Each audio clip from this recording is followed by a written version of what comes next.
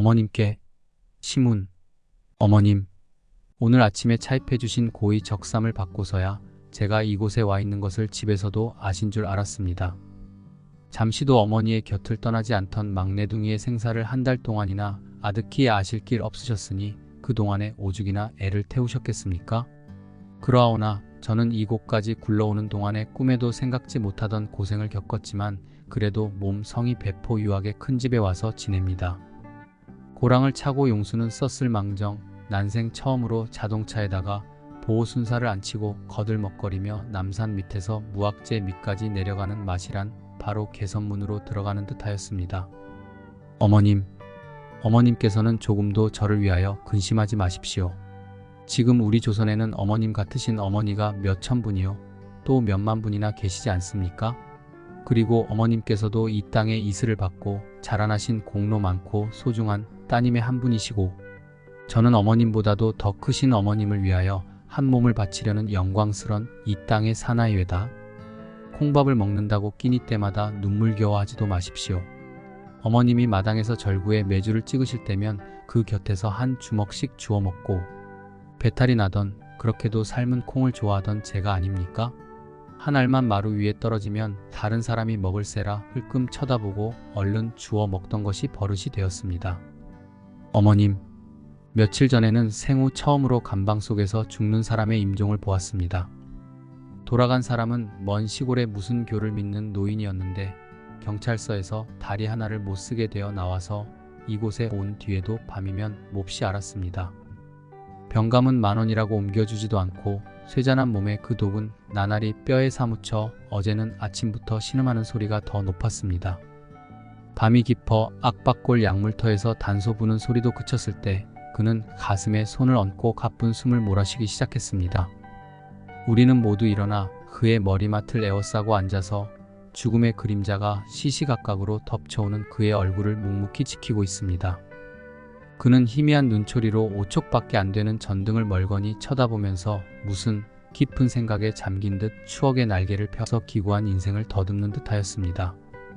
그의 호흡이 점점 가빠지는 것을 본 저는 무릎을 베개 삼아 그의 머리를 괴었더니 그는 떨리는 손을 더듬더듬하여 제 손을 찾아 쥐더이다. 금세 운명을 할 노인의 손아귀 힘이 어찌 그다지도 굳셀까요? 전기나 통한 듯이 뜨거울까요? 어머님, 그는 마지막 힘을 다하여 몸을 벌떡 솟치더니 여러분 하고 큰 목소리로 무겁게 입을 열었습니다. 터질 듯이 긴장된 얼굴의 힘줄과 표정이 그날 수천 명 교도 앞에서 연설을 할 때의 그 목소리가 이와 같이 우렁찼을 것입니다. 그러나 우리는 그의 연설을 듣지 못하였습니다.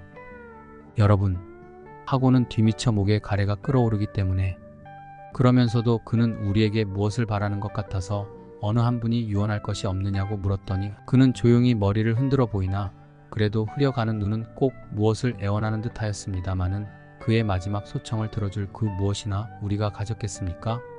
우리는 약속이나 한 듯이 나직나직한 목소리로 그날의 여럿이 떼지어서 부르던 노래를 일제히 부르기 시작했습니다.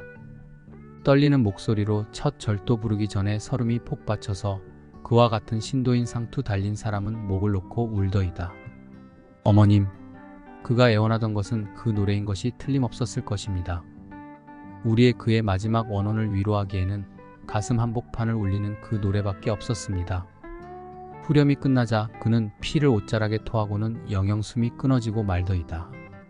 그러나 온화한 미소를 띤 그의 영혼은 우리가 부른 노래에 고이고이 쌓이고 받들려 쇠 창살을 넘어서 새벽 하늘로 올라갔을 것입니다.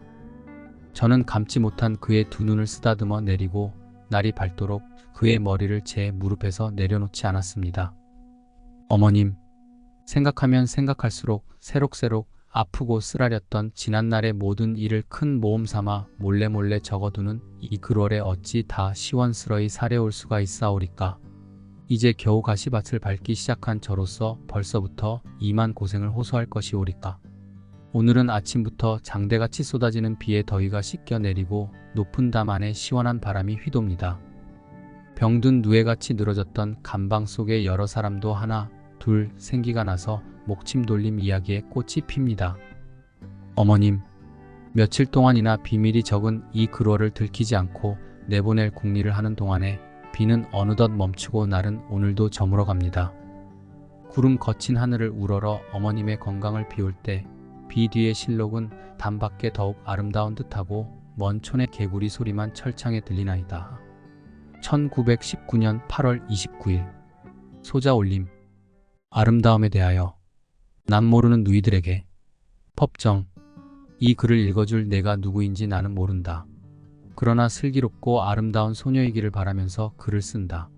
슬기롭다는 것은, 그리고 아름답다는 것은 그 사실만 가지고도 커다란 보람이기 때문이다. 일전에 사람을 만나기 위해 종로에 있는 제과점에를 들른 일이 있다. 우리 이웃자리에는 여학생이 대여섯 자리를 잡고 있었다. 그런데 그 애들이 깔깔거리며 주고받는 이야기를 듣다 보니 나는 슬픈 생각이 들었어.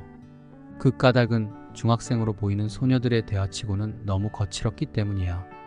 우리 말고도 곁에는 다른 손님들이 꽤 있었는데 그 애들은 전혀 주의를 아랑곳하지 않고 마구 떠들어대더구나. 그리고 말씨들이 어찌도 거친지 그대로 듣고 있을 수 없었다. 말씨는 곧 그 사람의 인품을 드러내게 마련 아니니 또 그 말씨에 의해서 인품을 닦아갈 수도 있는 거야. 그러하기 때문에 일상생활에 주고받는 말은 우리들의 인격 형성에 꽤 큰 몫을 차지하는 거다. 그런데 아름다운 소녀들의 입에서 거칠고 야비한 말이 거침없이 튀어나올 때 어떻게 되겠니? 꽃가지를 스쳐오는 바람처럼 향기롭고 아름다운 말만 써도 다 못하고 죽을 우리인데 아름다움이란 뭘까? 밖에서 문지르고 발라 그럴듯하게 치장해 놓은 게 아름다움은 물론 아니다. 그건 물론 눈속임이지. 그건 이내 지워지고 마니까. 아름다움이 영원한 기쁨이라면 그건 결코 일시적인 거칠일 수 없어. 두고 볼수록 새롭게 피어나야 할 거야. 그렇기 때문에 아름다움은 하나의 발견일 수도 있어. 투명한 눈에만 비치기 때문에. 그런데 사람들은 흔히 거죽의 아름다움만을 보려는 맹점이 있다. 그래서 아름답게 보이려고 갖은 수고를 다한다더군. 값진 화장품을 써야 하고 무슨 운동을 하고 값비싼 옷을 해 입어야 하고. 그들은 모르고 있어. 감추는 데서 오히려 나타난다는 예술의 비법을. 현대인들은 그저 나타나는 데만 급급한 나머지 감추는 일을 망각하고 있어. 거칠에만 정신을 파느라고 속을 다스릴 줄 모른단 말이야. 이런 점은 우리 춘향이나 심청이한테서 배워야 할 거다. 그런데 아름다움은 누구에게 보이기 전에 스스로 나타나는 법이거든. 꽃에서 향기가 저절로 번져 나오듯. 어떤 시인의 말인데 꽃과 새와 별은 이 세상에서 가장 정결한 기쁨을 우리에게 베풀어 준다는 거야. 그러나 그 꽃은 누굴 위해 핀 것이 아니고 스스로의 기쁨과 생명의 힘으로 피어난 것이래. 숲속의 새들도 자기의 자유스런 마음에서 지저귀고 밤하늘의 별들도 스스로 뿜어지는 자기 빛을 우리 마음에 던질 뿐이란 거야. 그들은 우리 인간을 위한 활동으로서 그러는 것이 아니라 오로지 자기 안에 이미 잉태된 큰 힘의 뜻을 받들어 넘치는 기쁨 속에 피고 지저귀고 빛나는 것이래. 그러니까 아름다움은 안에서 번져 나오는 거다. 맑고 투명한 얼이 안에서 밖으로 번져 나와야 한단 말이다. 사람마다 다른 얼굴을 하고 있는 것은 어째서 그럴까? 서로 뒤바뀌지 않게 알아볼 수 있도록 어떤 보이지 않는 손이 그렇게 빚어놓은 것일까? 아닐 거야. 아니고 말고. 그건 저마다 하는 짓이 달라서 그런 거지. 얼굴이란 말의 근원이 얼의 꼴에서 나왔다고 한다면 한 사람의 얼굴 모습은 곧 그 사람의 영혼의 모습일 거다. 아름다운 얼굴은 지금까지 아름다운 행위를 통해 아름답게 얼을 갖고 와서 그럴 거고, 추한 얼굴은 추한 행위만을 쌓아왔기 때문에 그럴 거야. 따라서 아름답고 추한 것은 나 아닌 누가 그렇게 만들어 놓은 게 아니라 내 스스로의 행위에 의해 그러한 꼴을 드러냈다는 것이지. 욕지거리를 잘하는 미인을 상상할 수 있겠어? 그건 결코 미인이 아니야. 그리고 속이 빈 미인을 생각할 수 있을까? 그렇기 때문에 아름다움은 또한 슬기로움과 서로 이어져야 해. 슬기로움은 우연하게 얻어지는 게 아니거든. 순수한 집중을 통해 자기 안에 지닌 빛이 바라는 거지. 나는 내가 시험 점수나 가지고 발발 떠는 소녀이기를 바라지 않는다. 물론 실력이 없는 학생이 되어서도 안 된다. 내가 있음으로 해서 내 이웃이 환해지고 향기로워질 수 있는 그런 존재가 되어주기를 바란다. 소녀라는 말은 순결만이 아니라 아름답고 슬기로운 본질을 가꾸는 인생의 앳된 시절을 뜻한다. 너의 하루하루가 너를 형성한다. 그리고 머지않아 한 가정을, 지붕 밑의 온도를 형성할 것이다. 또 그 온도는 이웃으로 번져 한 사회를 이루게 될 것이다. 이렇게 볼 때 너의 존재는 절대적인 것이다. 없어도 그만인 그런 존재가 아니란 말이다. 누이야, 이 살벌하고 어두운 세상이 너의 그 청청한 아름다움으로 인해서 살아갈 만한 세상이 되도록 부디 슬기로워지거라. 내가 할 일이 무엇인가를 찾아라. 그것이 곧 너 자신일 거다. 낙엽을 태우면서. 이효석. 가을이 깊어지면 나는 거의 매일 뜰에 낙엽을 긁어 모으지 않으면 안 된다. 날마다 하는 일이건만 낙엽은 어느새 날아 떨어져서 또 다시 쌓이는 것이다. 낙엽이란 참으로 이 세상의 사람의 수요보다도 많은가 보다. 30여 평에 차지 못하는 뜰이건만 날마다의 시중이 조련치 않다. 벚나무, 능금나무, 제일 귀찮은 것이 담쟁이다. 담쟁이란 여름 한철 벽을 온통 둘러싸고 지붕과 굴뚝에 붉은 빛만을 남기고 집안을 통째로 초록의 세상으로 변해줄 때가 아름다운 것이지, 잎을 다 떨어뜨리고 앙상하게 드러난 벽에 메마른 줄기를 그물같이 둘러칠 때쯤에는 벌써 다시 거들떠볼 갓조차 없는 것이다. 귀찮은 것이 그 낙엽이다. 가령 벚나무 잎같이 신선하게 단풍이 드는 것도 아니요, 처음부터 칙칙한 색으로 물들어 재치 없는 그 넓은 잎은 지름길 위에 떨어져 비라도 맞고 나면 지저분하게 흙 속에 묻히는 까닭에 아무래도 날아 떨어지는 족족 그 뒷시중을 해야 한다. 벚나무 아래에 긁어 모은 낙엽의 산더미를 모으고 불을 붙이면 속의 것부터 푸슥푸슥 타기 시작해서 가는 연기가 피어오르고, 바람이나 없는 날이면 그 연기가 낮게 드리워서 어느덧 뜰 안에 자욱해진다. 낙엽 타는 냄새같이 좋은 것이 있을까? 갓 볶아낸 코오피의 냄새가 난다. 잘 익은 개합 냄새가 난다. 갈퀴를 손에 들고는 어느 때까지든지 연기 속에 우뚝 서서 타서 흩어지는 낙엽의 산더미를 바라보며 향기로운 냄새를 맡고 있노라면 벼랑간 맹렬한 생활의 의욕을 느끼게 된다. 연기는 몸에 배서 어느 결엔지 옷자락과 손등에서도 냄새가 나게 된다. 나는 그 냄새를 한없이 사랑하면서 즐거운 생활감에 잠겨서는 새삼스럽게 생활의 제목을 진귀한 것으로 머릿속에 띄운다. 음영과 윤택과 색채가 빈곤해지고 초록이 전혀 그 자취를 감추어버린 꿈을 잃은 허전한 뜰 폭판에 서서 꿈의 껍질인 낙엽을 태우면서 오로지 생활의 상념에 잠기는 것이다. 가난한 벌거숭이의 뜰은 벌써 꿈을 꾸기에는 적당하지 않은 탓일까? 화려한 초록의 기억은 참으로 멀리 까마득하게 사라져 버렸다. 벌써 추억에 잠기고 감상에 젖어서는 안 된다. 가을이다. 가을은 생활의 계절이다. 나는 화단의 뒷자리에를 깊게 파고 다 타버린 낙엽의 재를, 죽어버린 꿈의 시체를 땅속 깊이 파묻고 엄연한 생활의 자세로 돌아서지 않으면 안 된다. 이야기 속의 소년같이 용감해지지 않으면 안 된다. 전에 없이 손수 목욕물을 깃고 혼자 불을 지피게 되는 것도 물론 이런 감격에서부터다. 호스로 목욕통에 물을 대는 것도 즐겁거니와 고생스럽게 눈물을 흘리면서 조그만 아궁이로 나무를 태우는 것도 기쁘다. 어두컴컴한 부엌에 웅크리고 앉아서 새빨갛게 피어오르는 불꽃을 어린아이의 감동을 가지고 바라본다. 어둠을 배경으로 하고 새빨갛게 타오르는 불은 그 무슨 신성하고 신령스런 물건 같다. 얼굴을 붉게 태우면서 긴장된 자세로 웅크리고 있는 내 꼴은 흡사 그 귀중한 선물을 프로메테우스에게서 막 받았을 때 태고적 원시의 그것과 같을는지 모른다. 나는 새삼스럽게 마음속으로 불의 덕을 찬미하면서 신화 속 영웅에게 감사의 마음을 바친다. 좀 있으면 목욕실에는 자욱하게 김이 오른다. 안개 깊은 바다의 폭판에 잠겼다는 듯이 동화 감정으로 마음을 장식하면서 목욕물 속에 전신을 깊숙이 잠글 때 바로 천국에 있는 듯한 느낌이 난다.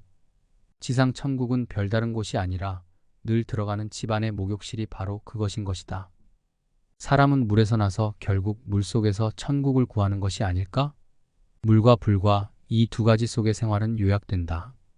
시절의 의욕이 가장 강렬하게 나타나는 것은 이 두 가지에 있어서다. 어느 시절이나 다 같은 것이기는 하나 가을부터의 절기가 가장 생활적인 까닭은 무엇보다도 이 두 가지의 원소의 즐거운 인상 위에 서기 때문이다. 난로는 새빨갛게 타야 하고 화로의 숯불은 이글이글 피어야 하고 주전자에 물을 펄펄 끓어야 된다. 백화점 아래층에서 커피의 알을 찧어 가지고는 그대로 가방 속에 넣어 가지고 전차 속에서 진한 향기를 맡으면서 집으로 돌아온다. 그러는 내 모양을 어린애답다고 생각하면서 그 생각을 또 즐기면서 이것이 생활이라고 느끼는 것이다. 싸늘한 넓은 방에서 차를 마시면서 그제까지 생각하는 것이 생활의 생각이다. 벌써 쓸모 적어진 침대에는 더운 물통을 여러 개 넣을 궁리를 하고 방구석에는 올 겨울에도 또 크리스마스 트리를 세우고 색전 등으로 장식할 것을 생각하고 눈이 오면 스키를 시작해볼까 하고 계획도 해보곤 한다. 이런 공연한 생각을 할 때만은 근심과 걱정도 어디론지 사라져 버린다. 책과 씨름하고 원고지 앞에서 궁식거리던 그 같은 서재에서 개운한 마음으로 이런 생각에 잠기는 것은 참으로 유쾌한 일이다. 책상 앞에 붙은 채 별일 없으면서도 쉴 새 없이 궁식거리고 생각하고 괴로워하면서 생활의 일이라면 촌음을 아끼고 가령 뜰을 정리하는 것도 소비적이니 비생산적이니 하고 멸시하던 것이 도리어 그런 생활적 사사의 창조적 생산적인 뜻을 발견하게 된 것은 대체 무슨 까닭일까? 시절의 탓일까? 깊어가는 가을, 이 벌거숭이의 뜰이 한층 산 보람을 느끼게 하는 탓일까? 홍도의 자연, 최기철, 무튼 자연 박물관, 바다는 천연 수족관이라가? 풍란이 향기를 풍기고 기암과 괴석과 동굴과 환석이 상록수림과 함께 절경을 이루고 있는 곳, 홍도는 드디어 자연보호지구로 지정되어 그 아름다운 자태를 만천하에 자랑하게 되었다. 홍도는 전라남도 신안군 흑산도 서쪽 해상에 있는 자그마한 섬이다. 남북으로 비스듬하게 누워서 길이가 7km, 폭이 가장 넓은 곳이라도 2km를 넘지 않는다.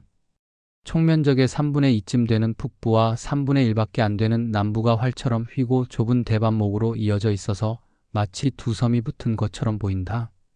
그리고 크고 작은 20여 개의 속도들이 딸려 있다. 환석에 새겨진 역사. 지금 나는 몇억 년 전에 있었던 일을 생각해 본다. 모래가 흘러와서 바닥에 쌓인다.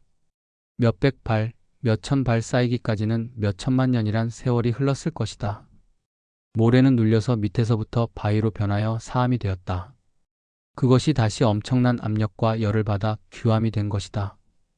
홍도는 온통 규암으로 구성되어 있다.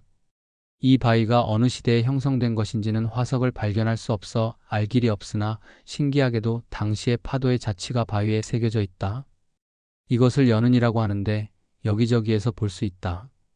바닷속에 잠겼던 바위가 어느 시대에 솟아나서 육지가 되었는지 그리고 그것이 언제 섬이 되었는지 알 수 없으나 적어도 빙하기가 끝난 약 만년 전부터는 섬으로 존재했었으리라 짐작된다. 홍도의 절경은 이 섬이 탄생했을 때에 이미 갖추어진 바위의 색채, 전리, 습곡들로 말미암았겠지만 그 뒤에 일어난 풍화와 해침도 오늘의 풍치를 이룬 주요한 원인이다. 돛대바위, 구멍바위, 기둥바위 하는 것들은 말할 것도 없고 여기저기서 많이 볼 수 있는 크고 작은 동굴과 형용할 수 없을 만큼 수려한 기암 괴석들은 모두 이 풍화와 해침 때문에 형성된 것들이다. 세월이 흐르고 풍화와 해침이 계속되는 동안에 바위가 부서지고 떨어져 나가서 파도에 시달리게 되었다. 처음에는 모가 나고 거칠었던 돌들도 물결 따라 밀려가고 오기를 수십 년, 수백 년 거듭하는 동안에 환석으로 변하였다. 다시 세월이 흐르노라면 대환석은 중환석으로, 중환석은 소환석, 소환석은 흙으로 변하여 흩어지고 말 것이다. 대반목을 서쪽으로 넘어 해변에 서서 숱한 환석들이 밀려가고 오며 와글거리는 소리를 들었다. 그들이 홍도의 역사를 이야기하는 것을 들어보려고 조용히 눈을 감았다. 대핑이의 보리밭. 이 섬의 북서쪽 끝에 있는 대핑이라는 곳을 찾아간 것은 늦은 봄이었다. 조그만 골짜기에 큰 나무라곤 찾을 수 없었고 드문드문 흩어져 있는 밭에는 보리가 누렇게 익어가고 있었다. 대핑이가 내려다 보이는 고개에 앉아서 신라시대에 있었던 일들을 상상해 보았다. 화랑을 실은 범선이 무역품을 가득 싣고 중국 대륙을 향하여 항해하는 광경이 그려졌다. 목포에서 비금도까지는 어려운 백길이 아니므로 거뜬히 정복했었으리라. 그리고 중국에 가까운 섬이라고 본 흑산도까지는 모든 고통을 겪었겠지만 화랑의 기계로 돌파했었을 것이다. 청명한 날이면 흑산도에서 빤히 건너다 보이는 홍도는 파도가 없는 날을 골라서 올 수 있었을 것이다. 그러나 아무리 의기충천했던 그들이라도 이 섬에 주민이 없고 음료수를 구할 수 없다는 것을 알았을 때에는 긴장했을 것이다. 다구나 서쪽을 아무리 보아도 섬 하나, 육지 한 조각 보이지 않아서 비장한 각오를 하지 않을 수 없었을 것이다. 그들은 먼저 바람을 막을 수 있고 음료수는 얻을 수 있는 곳을 찾아내려고 무진 애를 썼을 것이다. 대핑이는 바로 그런 곳이 아니었을까? 조금 전까지도 전해온다는 대핑이에 대한 희미한 전설을 거의 무시해버리려고 했으나 이런 일 저런 일을 상상하는 동안에 대핑이 골짜기를 샅샅이 뒤져보고 싶은 충동을 느꼈다. 보리밭길을 천천히 내려가 만나는 농부마다 밭을 갈 때 옛날 그릇 조각이 나온 일이 없느냐고 물어보았더니 어떤 농부 한 사람은 수년 전에 자기의 파편 여러 개를 파낸 일이 있다고 말하였다. 그러나 증거품을 얻을 수는 없었다. 골짜기가 한층 가파른 곳에 이르렀을 때 놀랍게도 물이 흐르는 곳을 발견할 수 있었다. 수정처럼 맑은 물이었다. 해안을 향하여 내려갈수록 수량은 많아졌다. 신라시대에도 이곳에는 물이 흘렀을 것이다. 당시에는 나무가 울창했을 테니 수량은 현재보다 많았을 것이다.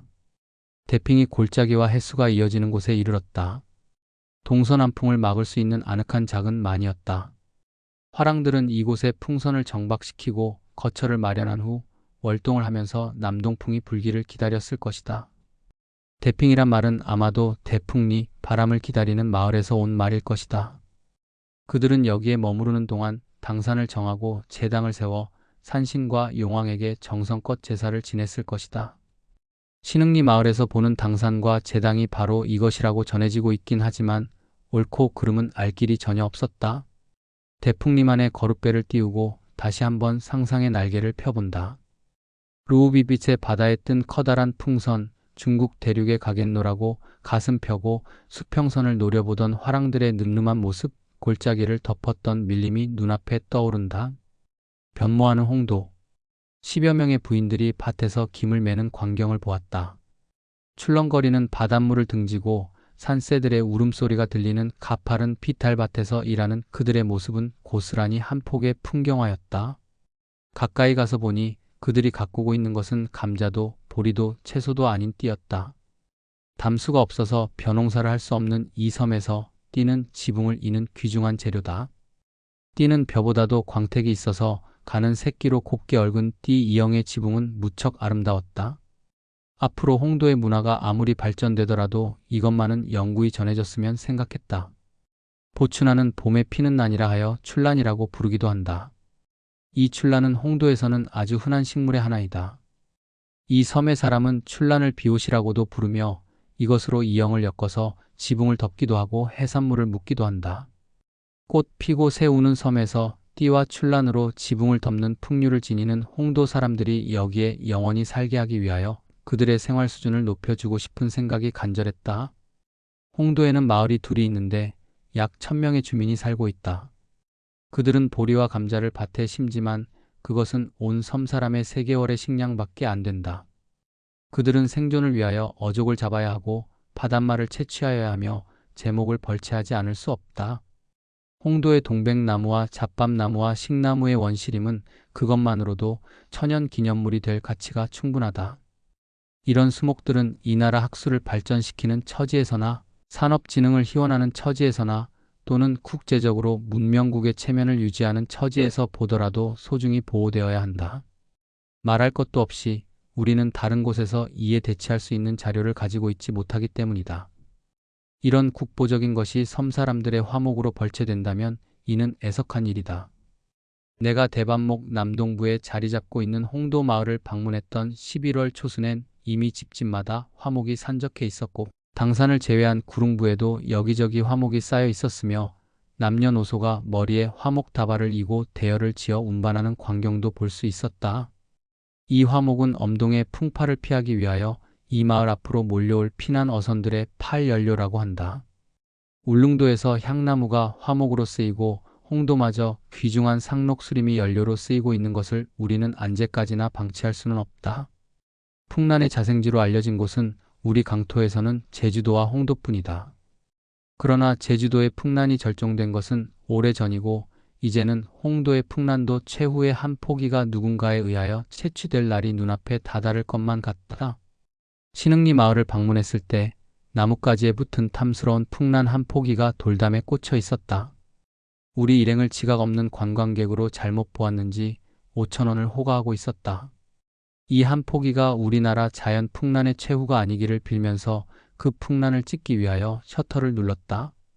초겨울이 다가오는 11월 중순 원앙새가 바다를 활주하고 가마우지떼가 입립하는 바위 위에 바다짓바귀가 돛대 위에 앉은 채 옴쭉달싹 앉는 모습, 노랑나비가 꽃을 찾고 동박새가 숲을 누비며 지저귀는 자태, 황조롱이, 솔개, 새매, 물수리가 수백 마리 떼를 지어 하늘 높이 원무하는 모습들을 보노라니 문득 원시림이 없어지고 풍란이 절정된 홍도가 그려져서 가슴이 답답하기만 했다.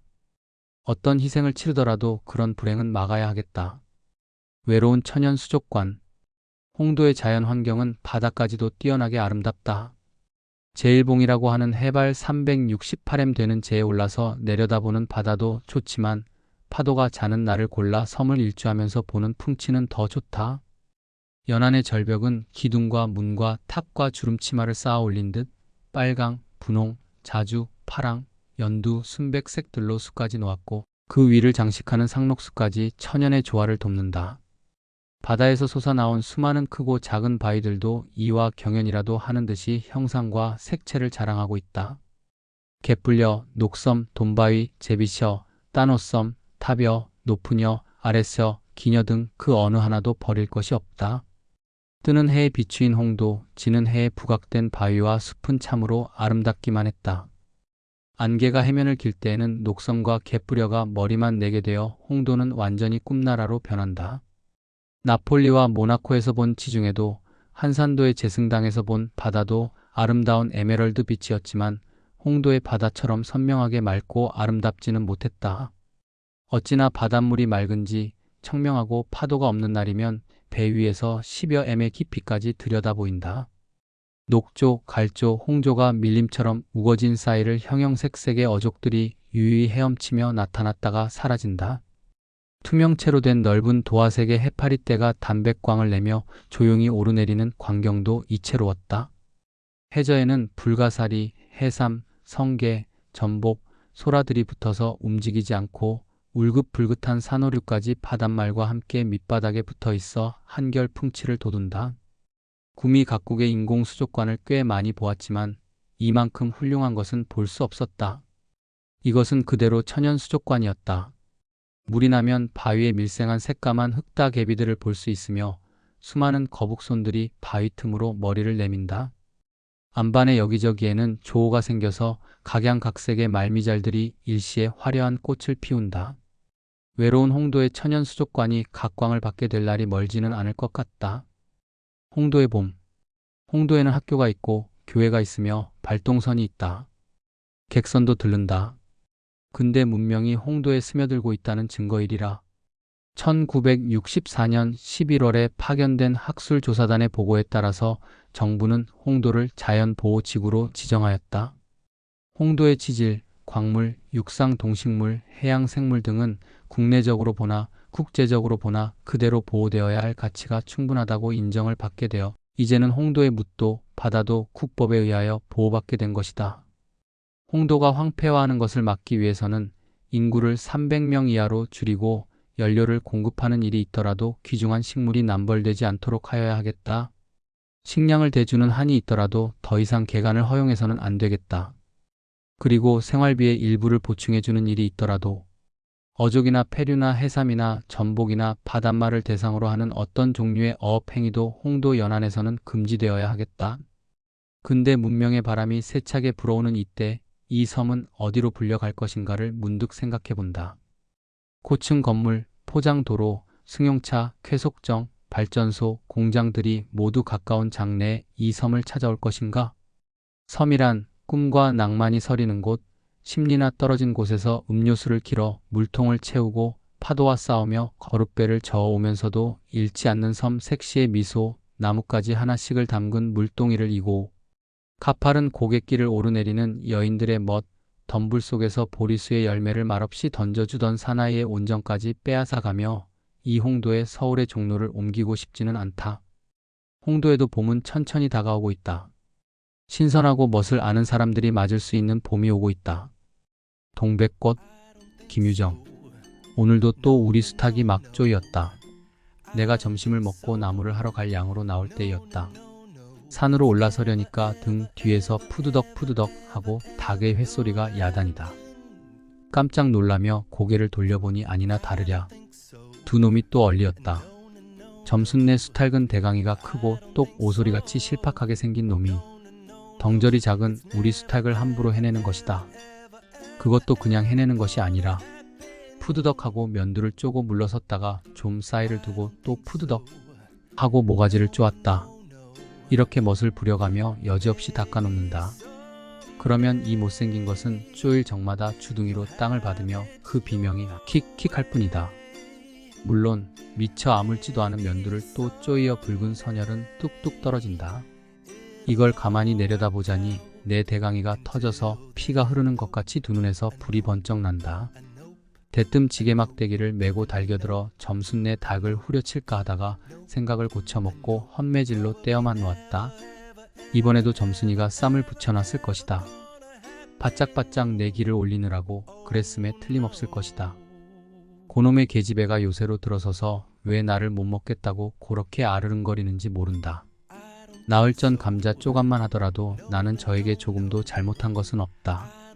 계집애가 나무를 캐러 가면 같이 남 울타리 엮는데 생이질을 하는 것은 다 뭐냐. 그것도 발소리를 죽여가지고 등 뒤로 살며시 와서 예, 너 혼자만 일하니? 하고 긴치 않은 수작을 하는 것이었다. 어제까지도 저와 나는 이야기도 잘 않고 서로 만나도 본 척만 척하고 이렇게 점잖게 지내던 터이련만 오늘로 갑작스레 대견해졌으면 웬일인가. 항차 망하지만한 계집애가 남 일하는 놈 보고 그럼 혼자 하지 때로 하디? 내가 이렇게 내배앉는 소리를 하니까 너 일하기 좋니? 또는 한여름이나 되거든 하지 벌써 울타리를 하니? 잔소리를 두루 늘어놓다가 남이 들을까봐 손으로 입을 틀어막고는 그 속에서 깔깔대인다. 별로 우스울 것도 없는데 날씨가 풀리더니 이놈이게 집애가 미쳤나 하고 의심하였다. 게다가 조금 뒤에는 제 주변을 할끔할끔 돌아보더니 행주치마에 손으로 꼈던 바른 손을 뽑아서 나의 턱 밑으로 불쑥 내미는 것이다. 언제 구웠는지 아직도 더운 김이 획 끼치는 굵은 감자 3개가 손에 뿌듯이 쥐었다. 너 집엔 이거 없지? 하고 생색 있는 큰 소리를 하고는 제가 준 것을 남이 알면 큰일 날 테니 여기서 얼른 먹어버리란다. 그리고 또 하는 소리가 너 봄감자가 맛있단다. 난 감자 안 먹는다. 니나 먹어라. 나는 고개도 돌리려지 않고 일하던 손으로 그 감자를 도로 어깨 너머로 쑥 밀어버렸다. 그랬더니 그래도 가는 기색이 없고 뿐만 아니라 새근새근하고 심상치 않게 숨소리가 점점 거칠어진다. 이건 또 뭐야 싶어서 그때야 비로소 돌아다 보니 나는 참으로 놀랐다. 우리가 이 동리에 들어온 것은 근 3년째 되어 오지만 여지껏 가무잡잡한 점순이의 얼굴이 이렇게까지 홍당무처럼 새빨개진 법이 없었다. 게다 눈에 독을 올리고 한참 나를 요렇게 쏘아보더니 나중에는 눈물까지 어리는 것이 아니냐. 그리고 바구니를 집어들더니 이를 꼭 악물고는 엎어질 듯 자빠질 듯 논둑으로 휘옇게 달아나는 것이다. 어쩌다 동리 어른이 너 얼른 시집을 가야지 하고 웃으면 염려 마세요. 갈 때 되면 어련히 갈라고 이렇게 천연덕스레 받는 점순이었다. 본시 부끄러움을 타는 계집애도 아니거니와 또한 분하다고 눈에 눈물을 보일 얼병이도 아니다.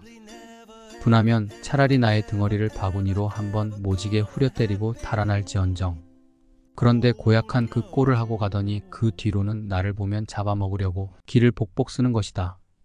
서록 주는 감자를 안 받아 먹은 것이 실례라면 주면 그냥 주었지 너 집엔 이거 없지는 다 뭐냐. 그렇잖아도 저희는 마름이고 우리는 그 손에서 배제를 얻어 땅을 부침으로 일상 굽실거린다. 우리가 이 마을에 처음 들어와 집이 없어서 곤란으로 지낼 채 집터를 빌리고 그 위에 집을 또 짓도록 마련해 준 것도 점순네의 호의였다.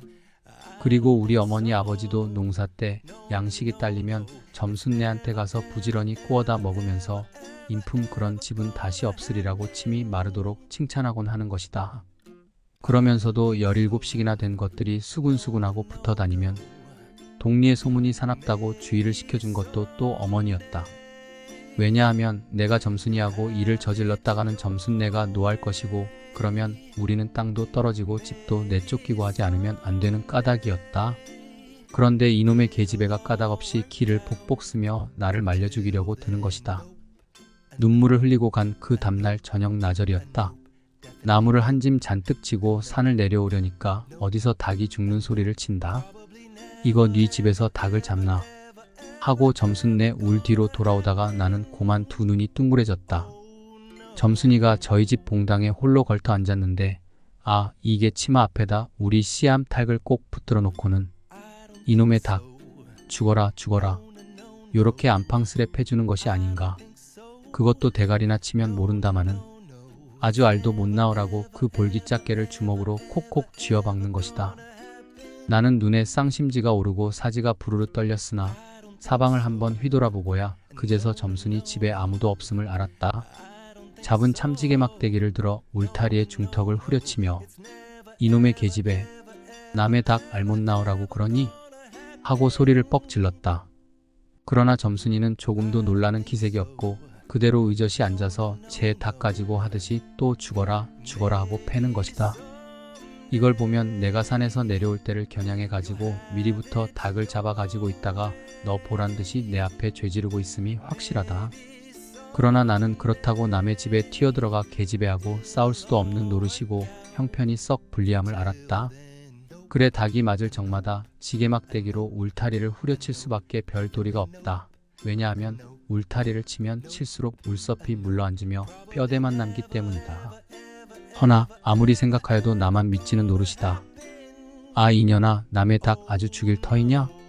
내가 도끼눈을 뜨고 다시 꽤 호령을 하니까 그제서야 울타리께로 쪼르르 오더니 울밖에 섰는 나의 머리를 겨누고 닭을 내팽개친다. 에이 더럽다 더럽다. 더러운 걸 널더러 입대 끼고 있으랬니? 망할 계집애년 같으니. 하고 나도 더럽단 듯이 울타리깨를 힝하게 돌아내리며 약이 오를 대로 다 올랐다라고 하는 것은 암탉이 풍기는 서슬에 나의 이마빼기에다 물짓똥을 찍 갈겼는데 그걸 본다면 알집만 터졌을 뿐 아니라 골병은 단단히 든 듯 싶다. 그리고 나의 등 뒤를 향하여 나에게만 들릴 듯 말 듯한 음성으로 이 바보 녀석아 예 너 베넷병신이지?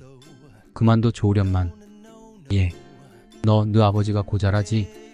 뭐? 울 아버지가 그래 고자야?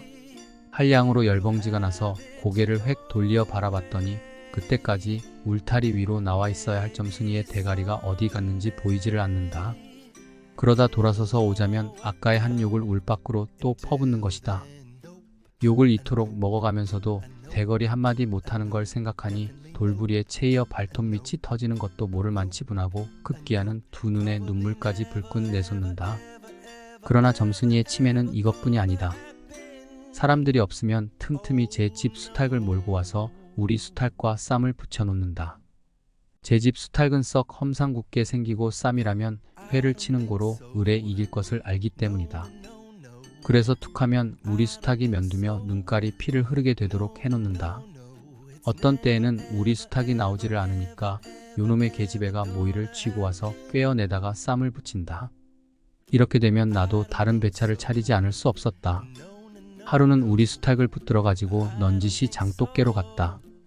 쌈닭에게 고추장을 먹이면 병든 황소가 살모사를 먹고 용을 쓰는 것처럼 기운이 뻗친다 한다. 장독에서 고추장 한 접시를 떠서 닭 주둥아리깨로 들이밀고 먹여보았다. 닭도 고추장에 맛을 들였는지 거스르지 않고 거진 반 접시 턱이나 곧잘 먹는다. 그리고 먹고 금세는 용을 못 쓸 터이므로 얼마쯤 기운이 돌도록 회 속에다 가두어 두었다. 밭에 두엄을 두어 짐 전해고 나서 쉴 참에 그 닭을 안고 밖으로 나왔다.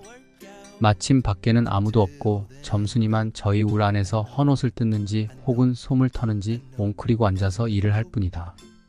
나는 점순네 수탉이 노는 밭으로 가서 닭을 내려놓고 가만히 맥을 보았다. 두 닭은 여전히 얼리어 쌈을 하는데 처음에는 아무 보람이 없다. 멋지게 쪼는 바람에 우리 닭은 또 피를 흘리고 그러면서도 날개 쭉지만 푸드덕 푸드덕하고 올라뛰고 뛰고 할 뿐으로 제법 한번 쪼아보지도 못한다. 그러나 한 번은 어쩐 일인지 용을 쓰고 펄쩍 뛰더니 발톱으로 눈을 하비고 내려오며 면두를 쪼았다. 큰 닭도 여기에는 놀랐는지 뒤로 멈시라며 물러난다. 이 기회를 타서 작은 우리 수탉이 또 날쌔게 덤벼들어 다시 면두를 쪼니 그제서는 감때 사나운 그 대강이에서도 피가 흐르지 않을 수 없었다. 옳다 알았다. 고추장만 먹이면 되는구나 하고 나는 속으로 아주 쟁그러워 죽겠다. 그때에는 뜻밖의 내가 닭쌈을 붙여놓는데 놀라서 울 밖으로 내다보고 섰던 점순이도 입맛이 쓴지 살을 찌푸렸다. 나는 두 손으로 볼기짝을 두드리며 연방. 잘한다. 잘한다. 하고 신이 머리끝까지 뻗치었다. 그러나 얼마 되지 않아서 나는 넋이 풀리어 기둥같이 묵묵히 서 있게 되었다. 왜냐하면 큰 닭이 한번 쪼인 안가품으로 호들갑스레 연거푸 쪼는 서슬에 우리 수탉은 찔끔 못하고 막 고른다. 이걸 보고서 이번에는 점순이가 깔깔거리고 되도록 이쪽에서 많이 들으라고 웃는 것이다. 나는 보다 못하여 덤벼들어서 우리 수탉을 붙들어 가지고 도로 집으로 들어왔다. 고추장을 좀 더 먹였더라면 좋았을 걸 너무 급하게 쌈을 붙인 것이 퍽 후회가 난다. 장독깨로 돌아와서 다시 턱 밑에 고추장을 들이댔다. 흥분으로 말미암아 그런지 당최 먹질 않는다. 나는 할 일 없이 닭을 반드시 눕히고 그 입에다 관련 물뿌리를 물리었다. 그리고 고추장 물을 타서 그 구멍으로 조금씩 들이부었다. 닭은 좀 괴로운지 킥킥하고 재채기를 하는 모양이나 그러나 당장의 괴로움은 매일같이 피를 흘리는 데 될 게 아니라 생각하였다. 그러나 한 두어 종지가량 고추장 물을 먹이고 나서는 나는 고만 풀이 죽었다. 싱싱하던 닭이 왜 그런지 고개를 살며시 뒤틀고는 소나귀에서 뻗어지는 것이 아닌가. 아버지가 볼까 봐서 얼른 회에다 감추어 두었더니 오늘 아침에서야 겨우 정신이 든 모양 같다. 그랬던 걸 이렇게 오다 보니까 또 쌈을 붙여놓으니 이 망한 계집애가 필연 우리 집에 아무도 없는 틈을 타서 제가 들어와 회에서 꺼내 가지고 나간 것이 분명하다. 나는 다시 닭을 잡아다 가두고 염려는 스러우나 그렇다고 산으로 나무를 하러 가지 않을 수도 없는 형편이었다. 소나무 삭저기를 따며 가만히 생각해보니 암만 해도 고년의 목쟁이를 돌려놓고 싶다. 이번에 내려가면 망할년 등줄기를 한번 되게 후려치겠다 하고 싱둥벙둥 나무를 치고는 불이 나게 내려왔다. 거지반 집에 다 내려와서 나는 호두기 소리를 듣고 발이 딱 멈추었다.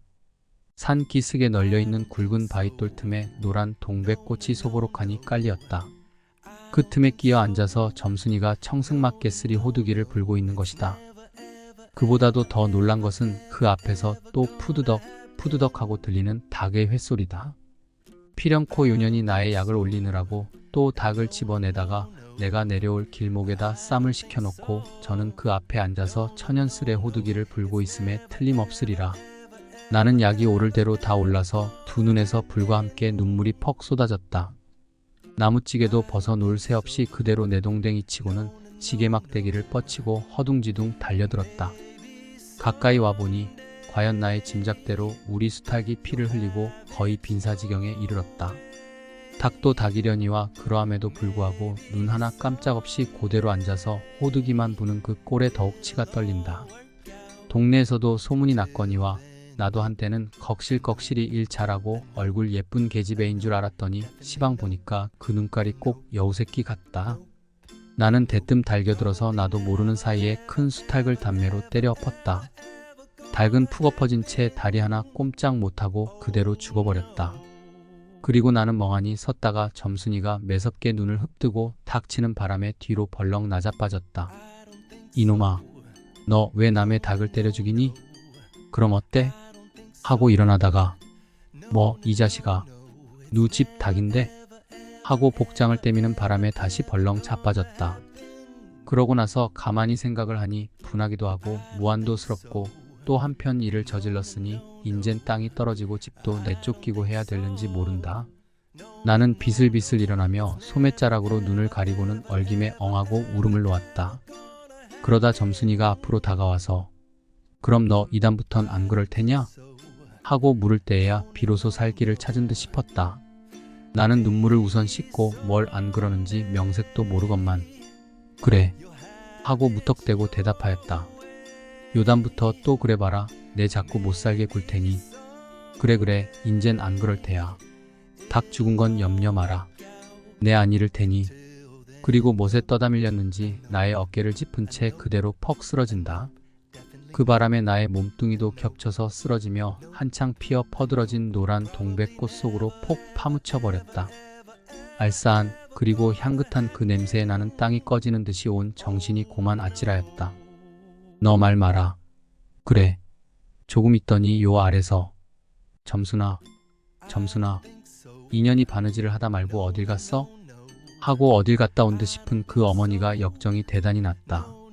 점순이가 겁을 잔뜩 집어먹고 꽃 밑을 살금살금 기어서 산 아래로 내려간 다음 나는 바위를 끼고 엉금엉금 기어서 산 위로 치빼지 않을 수 없었다. 말의 힘과 책임. 이규호. 우리는 어떤 구체적인 상황 또는 현실 속에서 살고 있고 또 그 상황에 필요하다고 믿는 말들을 하면서 살아가고 있다. 그런데 이런 말들은 우리의 삶을 움직이는 큰 힘을 가지고 있다. 여기서 움직인다는 말은 좋지 않은 방향까지도 포함하는 것이다. 그러므로 말을 생각할 때에는 말에 따르는 책임을 생각지 않을 수 없다. 나는 이제 말이 우리의 삶을 움직이는 두어보기를 들어보려 한다. 이것은 우리의 삶을 위한 말의 창조적 역할을 이해하는 데 도움이 되리라고 믿기 때문이다.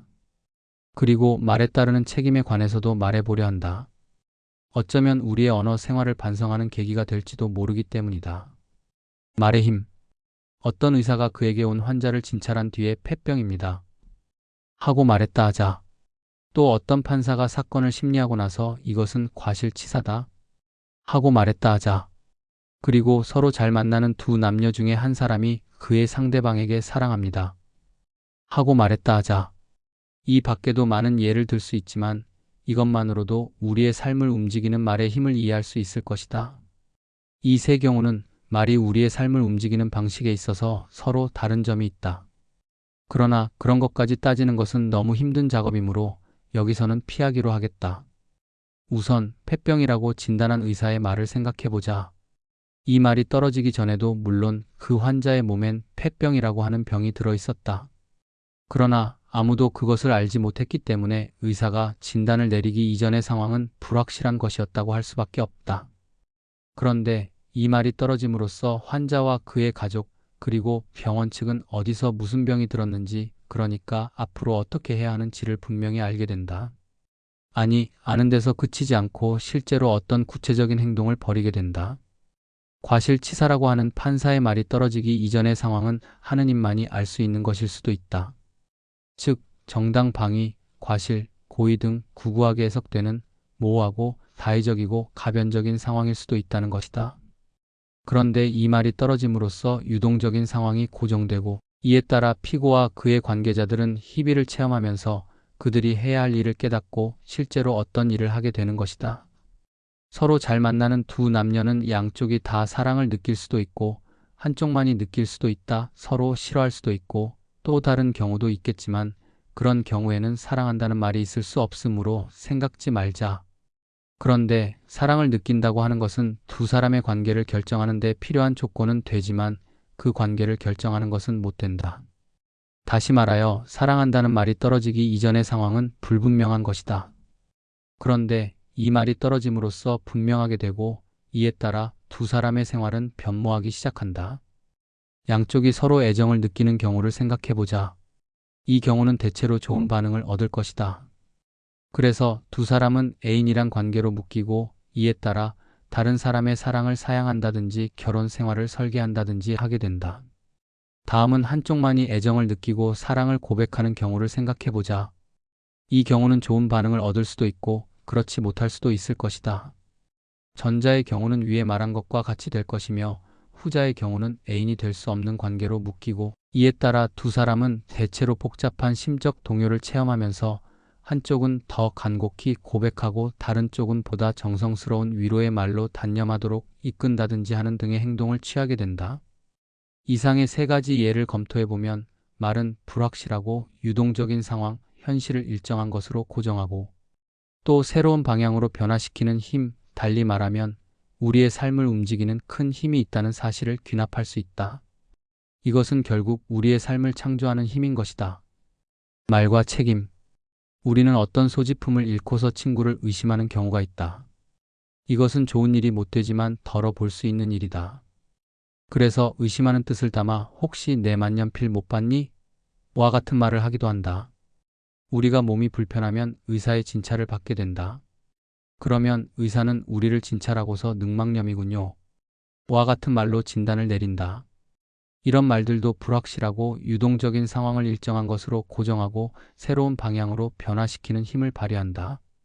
그러나 여기서는 책임이란 면에서 이 말들을 살펴보자. 의심이 의심으로 끝나면 그래도 다행스러운 일이다.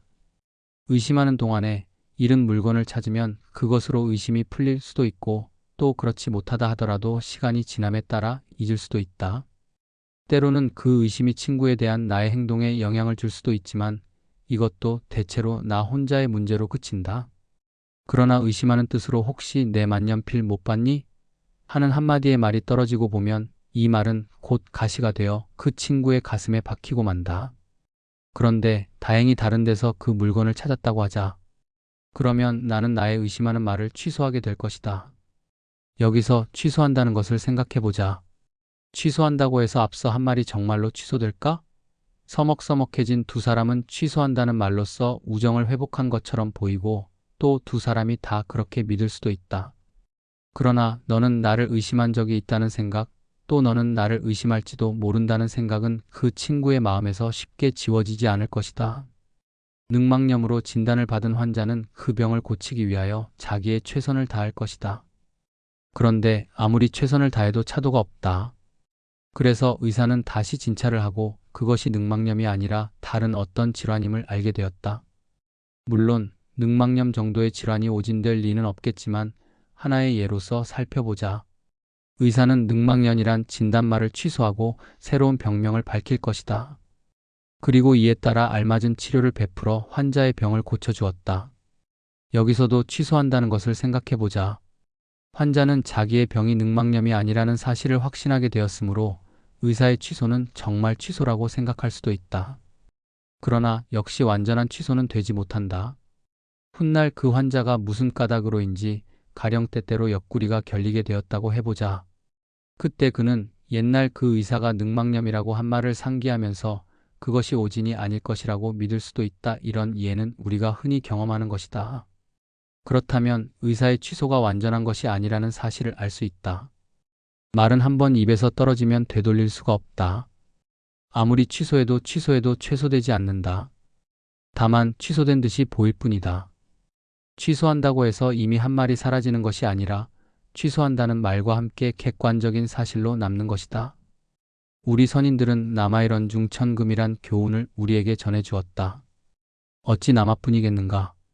우리가 하는 말은 그 한마디 한마디가 참으로 어렵게 발견하고 애써서 선택한 것이 아니면 안 된다는 점을 명심해야 할 것이다. 국어과 교육과정의 일반 목표에서 성실한 태도를 그 요소의 하나로 포함시킨 뜻도 이와 관련이 있는 줄 안다. 나는 위에서 말의 힘과 말에 따르는 책임에 관해서 간단히 말해보았다. 이것은 이미 말한 바와 같이 우리의 삶을 위한 말의 창조적 역할을 이해하는 데 도움이 되고 우리의 언어 생활을 반성하는 계기가 되기를 바라는 뜻에서였다. 우리가 말의 창조적 역할을 이해한다든지 각자의 언어 생활을 반성한다든지 하는 것은 결국 우리의 생활을 더욱 아름다운 것으로 만들어가는 데 매우 큰 도움이 된다는 사실을 지적하고 이 글을 맺을까 한다. 백자이제, 김상옥, 학이 받쳐든 술잔. 여기 술잔이 하나 있다. 그러나 이 술잔은 적어도 100여여 년을 창공에 높이 떠 물 흐르듯 흐르고 있는 것이다. 아니, 언제까지나 떠서 흐르고 있을 것이다. 참으로 희한한 일이다. 정말 술잔이 창공에 떠서 물 흐르듯 흐를 수 있단 말인가? 하지만 그렇게 떠 있는 바에야 어찌하랴. 일찍이 이 땅에 한 무명 도공이 있어 그 도공의 슬기가 능히 이러한 이적을 나타낸 것이다. 그리하여 지금도 내 눈앞에 선연히 보여주고 있는 것이다. 이 술잔은 정작 무엇으로 만들어졌을까? 이는 그 무명 도공이 나고 살고 또 죽고 그리고 죽어서 묻혀있을 그 어느 외딴 산골짜기의 흙임에 틀림없다. 종생토록 고된 노역으로만 다루어진 그 곰의 발같이 생긴 무디고 억센 손, 그 손으로 이 흙을 빚어 구워낸 것이 바로 이 백옥보다 흰 술잔이다. 아니, 차라리 희다 못해 눈이 시리도록 연푸른 술잔이다. 이러한 도자의 빛을 애도가들은 영청이라 일컫기도 한다. 과연 그냥 희거나 그냥 푸른 빛이 아니라 오직 푸르름의 자명, 푸르름의 그림애가 다시 그늘져 비쳐있는 빛이다. 이렇게 희고 푸른 영청빛을 살리자면 어떻게 하랴? 그것은 파란 하늘빛이 노상서리고 배어있을 저 동방의 서조 학의 날개를 새길 수밖에 없다. 드디어 도공은, 아니 그 이름 없는 명장은 잔받침에 2마리 학을 새겼다. 목과 부리는 입체적인 도법, 날개는 음양각의 투각까지 겸했다. 그 솜씨도 잠옷 빼어나 학과 같이 청수하다. 암놈은 목을 휘어 수놈의 다리 위에 얹고 수놈은 또 암놈의 뻗은 다리 위에 그렇게 서로 목을 휘었다. 아예 인이란 모르고 오히려 한 자연으로 살아온 도공. 그는 그가 태어난 골짜기에 흙을 파서 그 골짜기에 물로 빚고 그 골짜기에 나무를 찍어 구워낸 것이기에 정녕 미도 미한 줄 모를 만큼 그저 그대로 자연스럽다. 그가 언제 미를 배웠으며 또 미를 익혔으랴. 그러나 어찌 미를 모르고서 이같이 지묘한 의장을 구상해내었을까? 인색한 일인들은 이를 그냥 우연의 소산이란다. 설령 우연이라면 그 우연은 누가 닦고 누가 가꾼 우연이란 말인가? 받침으로 새겨진 학은 또 그냥 있지 않다. 좌우에서 마주보며 활짝 죽지를 펴고 있다. 그리고 또 펴고만 있지 않고 저 끝없는 창공을 향하여 한양 날고 있다. 이렇게 날고 있는 두 마리 학의 날개는 말할 것도 없이 오직 한 개의 술잔을 받쳐 들기 위함이다. 그러기에 이 술잔은 가령 술상 위에 놓였거나 또 누가 들어서 뉘게 권작하거나 해도 이미 학을 받침하고 있는 바에는 분명히 어느 심령의 하늘을 날고 있다 하리라. 예로부터 학은 십장생에 하나 학이 하늘로부터 술을 실어 온다면, 아니 어떠한 술이라도 이 잔에 한번 담기기만 한다면 그것은 그대로 장수를 축복하는 불로의 선주. 또 하늘로부터 술을 깃는다면 이 술잔은 그대로 끝없는 설화의 샘을 길어 올리는 선녀들의 두레박. 이미 내게는 이 술잔으로 장수를 빌어드릴 어버이도 없고 나 또한 일적 부름이라 대작할 친구도 없다. 그러면서 연전에 이것을 사서 내내 수장하고 있다. 문갑 위에 놓인 이 술잔은 이제 술을 마시는 그런 연모가 아니다. 갈수록 속진에 물들어가는 마음, 이제 그런 마음을 세례하는 하나의 조촐한 정기이다. 알같이 생긴 연적. 조선시대 자기 중에 그 생김새의 종류가 많기로는 아마 연적을 두고 달리 당할 것이 없을 것이다. 사각형, 육각형, 팔각형, 원형, 그 둥근 가운데도 떡 모양이 있고 또 중심이 뚫린 환형, 곧 또아리 모양이 있다.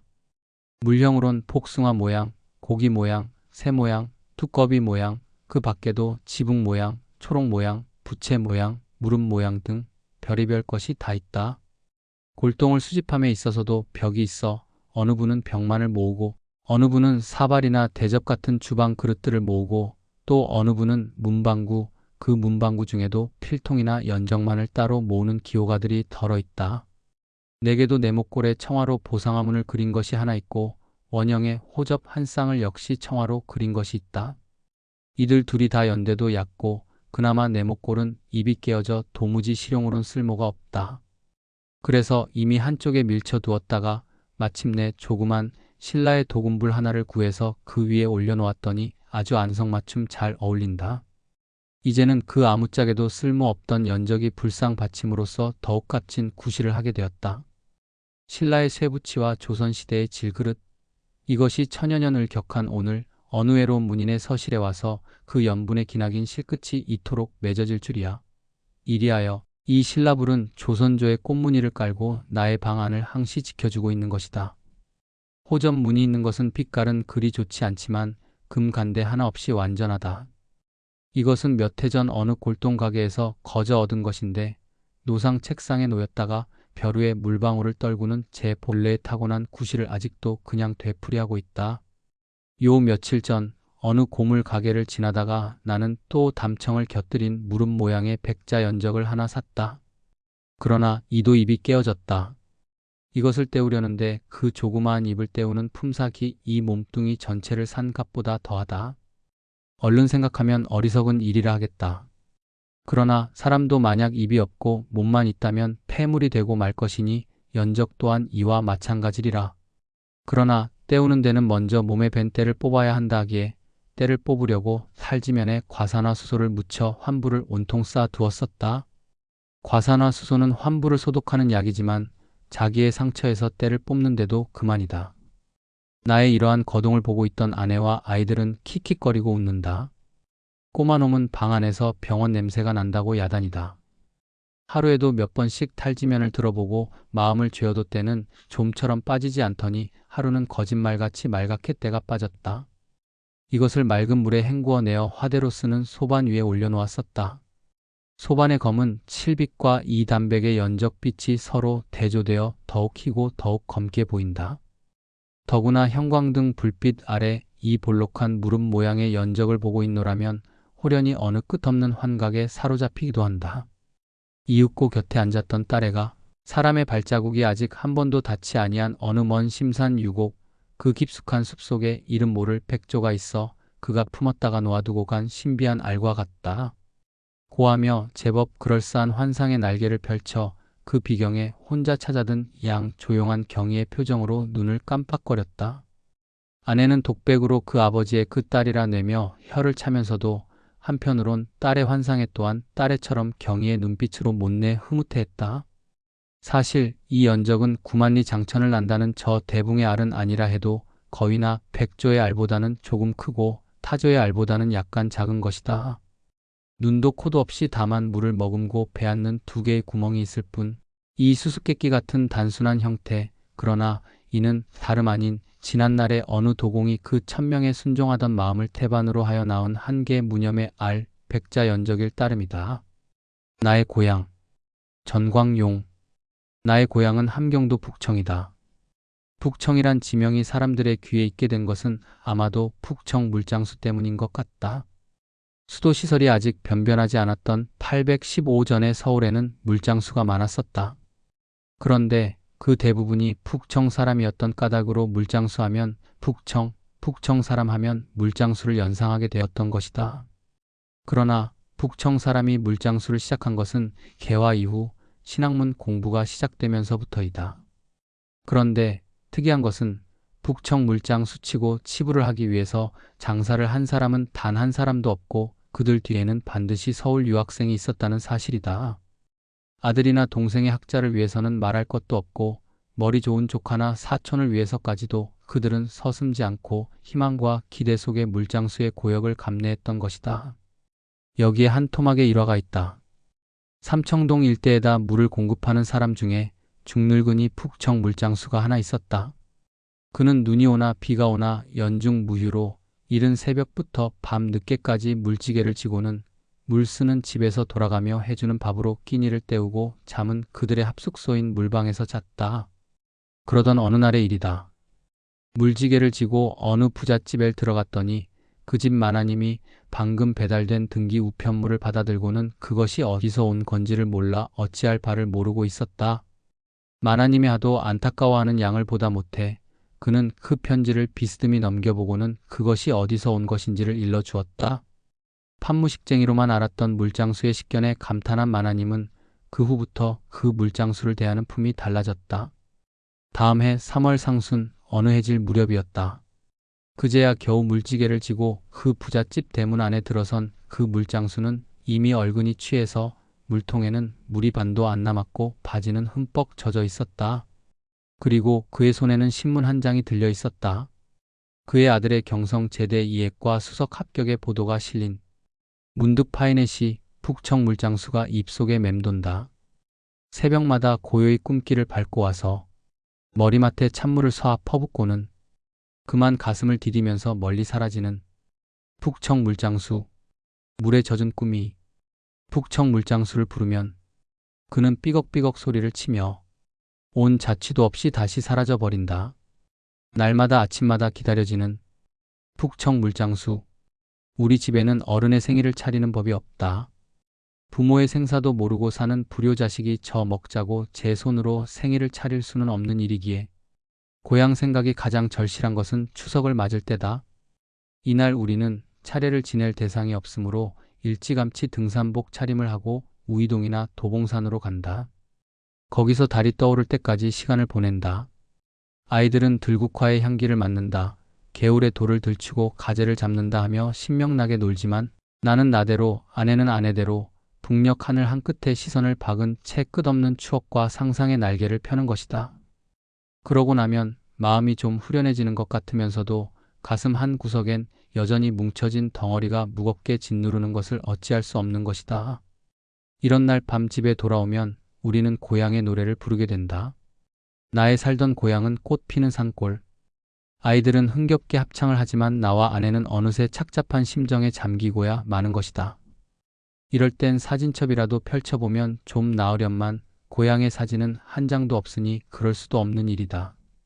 그럴 때마다 아내는 결혼 사진만이라도 하고 아쉬운 푸념을 되낸다. 그러니 차라리 눈이라도 감을 수밖에 없다. 그러면 그리운 사람들의 모습이 안타깝게 명멸하는 것이다. 815 직후 서울에 온 나는 고향이 그립고 궁금하여 그해 겨울방학과 이듬해 여름방학 2번을 고향에 다녀왔다.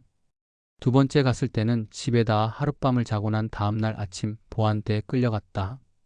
그리고 당일로 60리가 넘는 군청 소재지의 보안서에 연행되어 한 개월간의 교화소 신세를 졌다. 그때의 죄명은 우습게도 학영자라는 것이었다. 서울서 내려왔다고 해서 그런 해괴한 이름이 붙은 것이다.